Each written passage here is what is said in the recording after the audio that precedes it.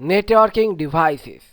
Networking devices are electronic equipments which are required for interaction between devices across the computer network. In other way, we can say hardware devices. Those are used to connect computers, laptops, printers, and other equipments to a network are known as network devices. Therefore, networking devices are itself the medium for transferring computer data from one node to another node over the network. There are many networking devices and we will discuss about most important of those. Let us understand one by one. Network adapter. The primary network hardware that is required to be available in all computers, laptops, and printers for being connected to a network is the network adapter, or we may say network interface card, or it is also known as LAN card. Network adapter connects one computer to other computers across the network. Generally, it comes inbuilt and embedded with the networking devices like computers, laptops, and printers, but it is also available separately in the market. It can be connected in additional slot available in some motherboards for having extra option of LAN interface in a system. RJ45 connector. RJ45 connectors are generally available with 8 pin, that is standardized interface, which often connect computers and printers to a local area network. This type of connectors are developed for both telephone communication as well as for computer network connectivity. The similar type of dedicated connectors that are used for telephone connections are known as RJ11 connectors. The RJ45 has 8 copper small pointer head which comes in contact with the copper wire, while the Ethernet cable is inserted and crimped inside the RJ45 connectors.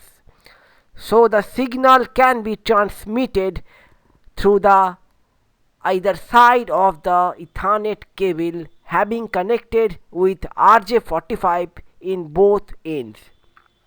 The RJ45 connector is connected to the network adapter of computer or the devices in order to receive and send data packet over the computer network.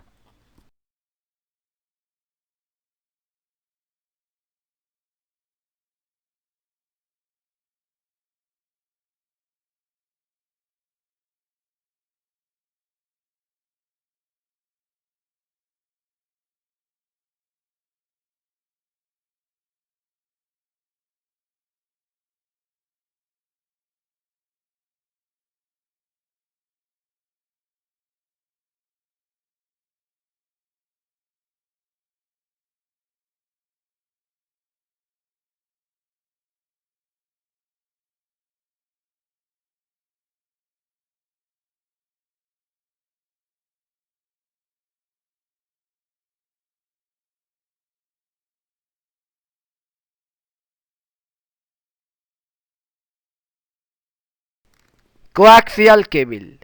If we closely observe the coaxial cables, then we will observe a single copper conductor at the center of it, where a plastic layer provides insulation between the center copper wire and the copper mesh shield, which is further protected by outside insulation. The mechanism of coaxial cabling helps to eliminate signal obstruction, but it is a complex process to install. It can cover long cable distance between network devices. There are two types of coaxial cables. One is thick coaxial cable and the other is thin coaxial cable. Fiber optic cable. Let us discuss about fiber optic cables. It is also known as an optical fiber cable. It contains one or more optical fibers that are used to carry light, and it possesses a center glass core surrounded by multiple layers of protective materials. This mechanism avoids electrical obstruction because instead of passing electronic signals, optical fiber cable transmit data as pulse of light through flexible optically pure fiber of glass or plastic, and this makes the process fast data transmission speeds over long distance.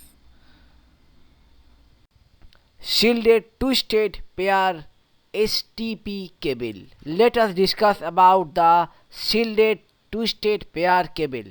It is a special kind of copper local area network wiring, and it is commonly used in small network setup. Two insulated copper wire are twisted around each other to reduce electromagnetic induction between pairs of wire. That is why it is known as twisted pair. Unshielded twisted pair cable. Now let us discuss about the unshielded twisted pair cable UTP. That cables are mostly used for LAN, that is local area network setup, with limited area coverage, having some computers, printer and other devices connected together in order to share resources among them. These cables consisting of 4 or 8 thin copper wire insulated with plastic cover, having separate colors of plastic coated copper wire inside it. In this cabling, two copper wire of a single circuit are twisted together for the purpose of improving electromagnetic compatibility.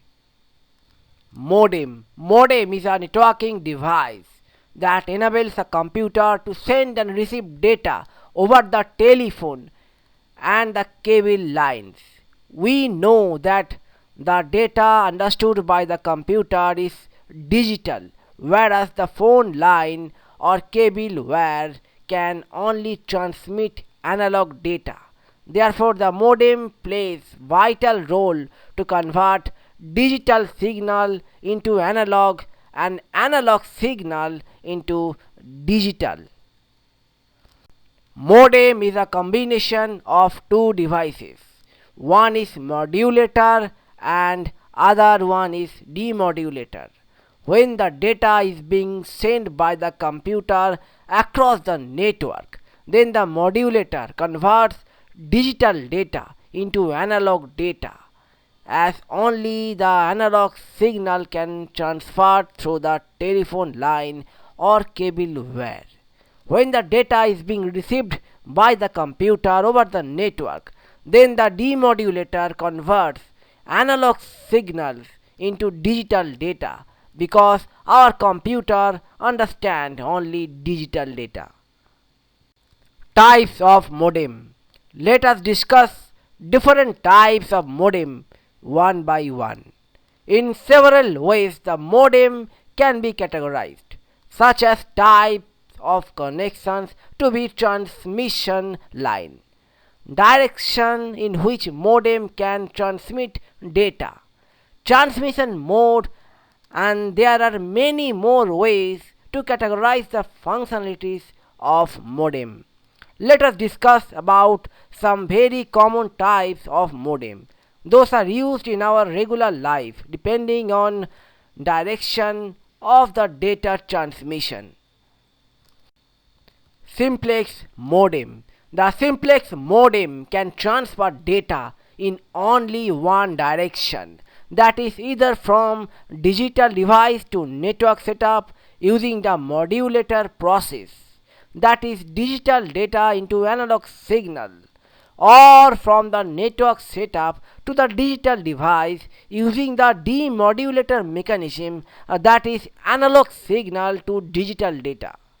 Therefore, the simplex modem cannot work with both modulator and demodulator.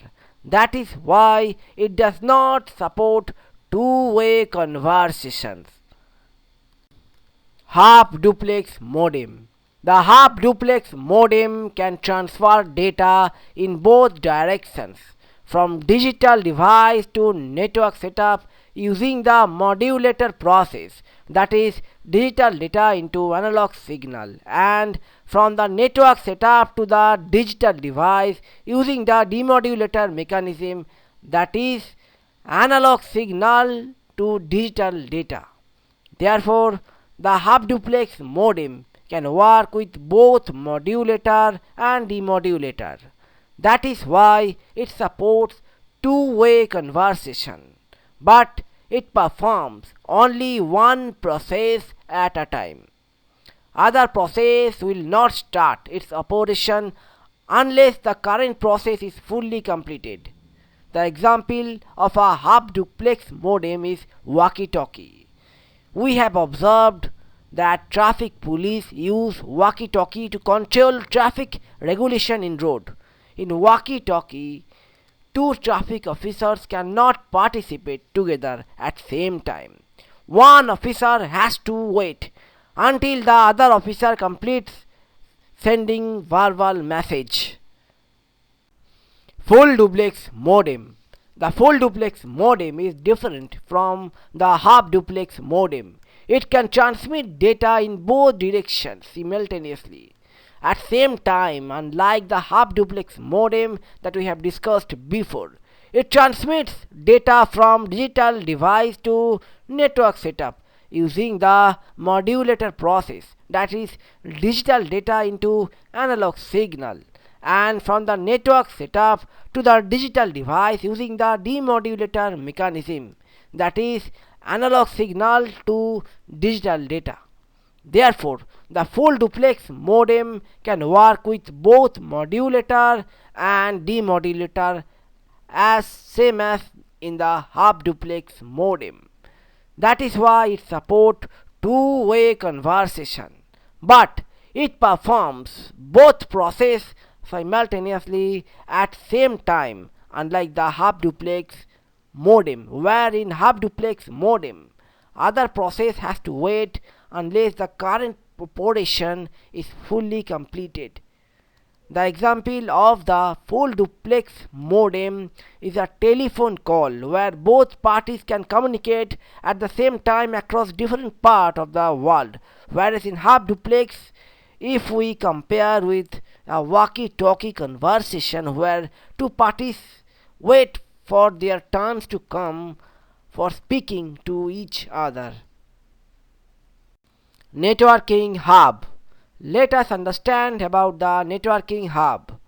Hub is a networking device that broadcasts data to all actively connected computers and other networking devices in a network. Hub cannot identify any specific device over the network for sending and receiving data packets, because it operates by forwarding packets across all live ports over a network, where only the intended receiver will accept the data packet and other nodes will reject the same. In this way, hubs makes the network congested, and the bandwidth speed is also divided by the number of active ports connected to a network. Therefore, to build a large network, hub is not suitable to use, because with the increase in computers over a network will result to sharing bandwidth of the device and making the network more congested. Network switch. Now let us understand about the networking switch. Switch is a networking device that connects computers and other devices on a network by using a technique commonly known as packet switching to forward and receive data packets to the destination device.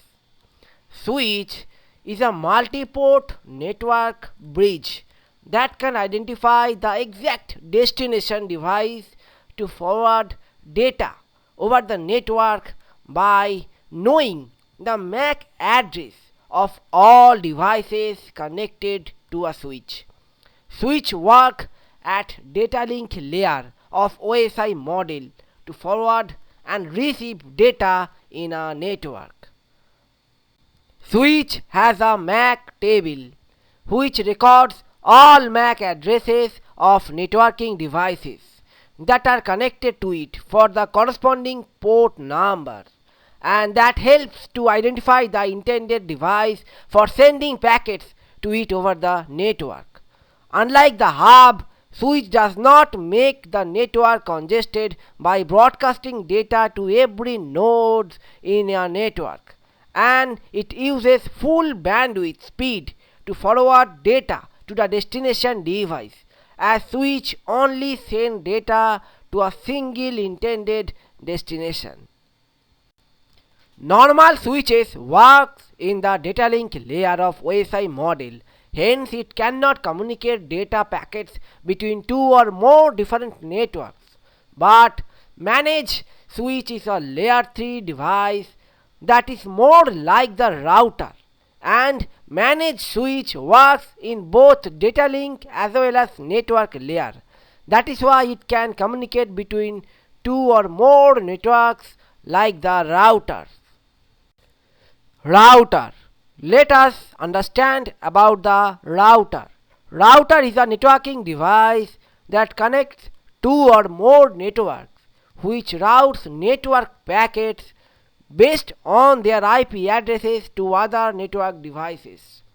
It forwards data packets to the intended IP addresses, and in this way it manages traffic between these networks, and it also allows multiple devices to use the same internet connection.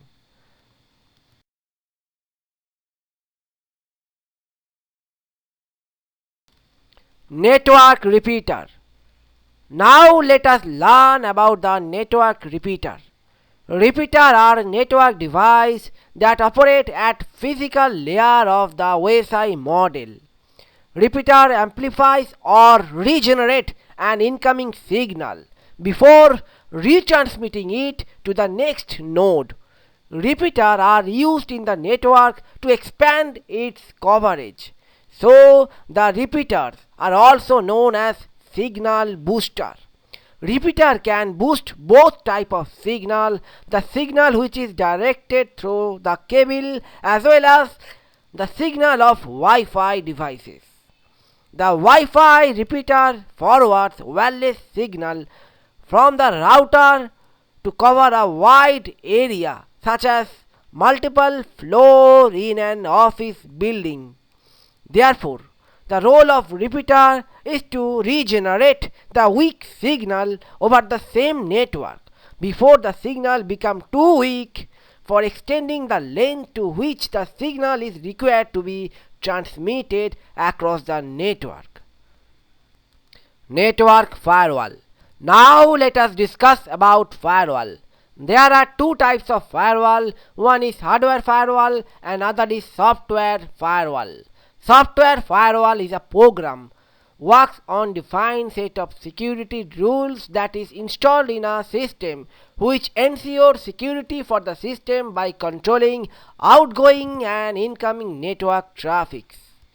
Antivirus that is installed in our system can work as software firewall, and Windows operating system has its own software firewall application which gets installed in the system automatically when we load the Windows operating system in our computer. Hardware firewall is a network hardware device that monitors and filters incoming and outgoing network traffic based on defined set of security rules for all internal networking devices of an organization. Therefore, it acts as a barrier between internal private network of the organization and external public network of the internet.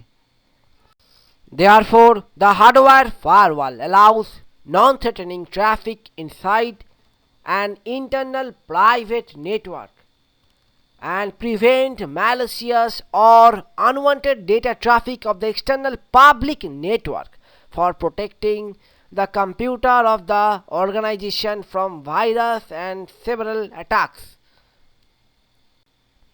DHCP server. DHCP server is a server having a database which holds private IP addresses between a defined range that automatically assign those IP addresses, default gateways and other network parameters to other connected client machine. DHCP server follows the standard protocol known as Dynamic Host Configuration Protocol. So DHCP responds to broadcast queries by its client machines. Therefore, it is a network management protocol that is used to automate the process of configuring IP addresses to machine in a network. This allows our devices to use network services such as DNS and any communication protocol based on UDP or TCP. Let us understand the same with an example. In an organization, we have 5 computers and those 5 computers are needed to be assigned with their IP addresses. But that should not be static IP addresses. DHCP server will have number of IP addresses in its database pool, and from that IP pool it will lease IP addresses to each system as per the sequence of request from client machine for a stipulated period of time, and on expiry of the leased period another IP address or the same IP address may be provided by the DHCP server. DHCP server is not any particular device, rather different devices like router, firewall and many other devices play the role of DHCP host configuration protocol. Therefore, many devices can be used as DHCP server for an organization. DNS server. DNS server is a server having a database which holds public IP addresses and their associated host names or domain name. It translates those domain names to IP addresses as requested by the user system, and DNS server runs special software to communicate with each other using special protocol. Now let us discuss how the DNS server works, but before that we need to learn about DNS. DNS or domain name system is a decentralized naming system for computers containing some resources and which is connected to the internet or a private network. Each networking device has unique set of number which is known as IP address of that device, and when any device wants to communicate with another device in a network, then it is only possible to find that intended device by its unique set of number which is known as IP address. But the problem is that it is not easy to remember the IP address of those devices which we want to request in order to access its resources.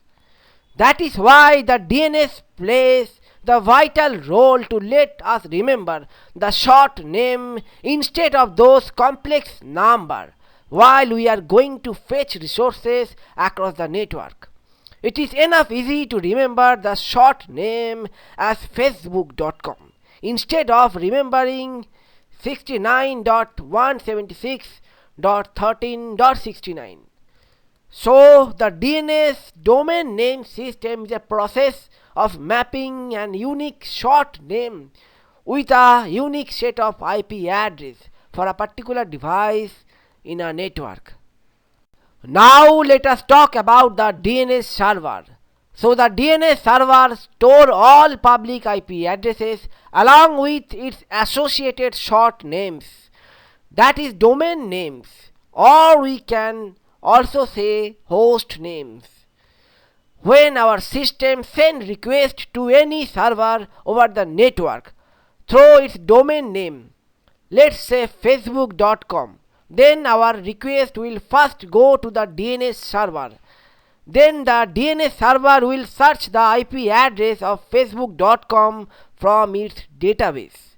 Now after finding the IP address of that requested domain name, then DNS server will send back the IP address to our system. Now our system comes to know the exact IP address of its associated domain name like 69.176.13.69 for facebook.com.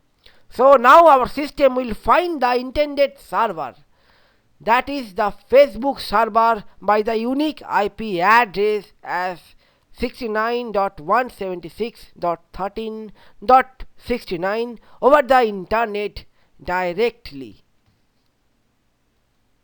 If any system requests the resource from any server over the network through its IP address instead of domain name, then the service of DNS server will not be used. Therefore, the system can directly access another system over the network by searching through the IP address directly. If the same request is processed by using the domain name instead of IP address, then the DNS server will play its role in between those two devices. That is why when we access any server or any device that is connected in a private or public network through its IP address, then it responds quicker to compare when we request through domain name, as it takes some more seconds by the DNS server in between to search the intended device IP address from its database and sending back to the calling device to re-access again with the IP address.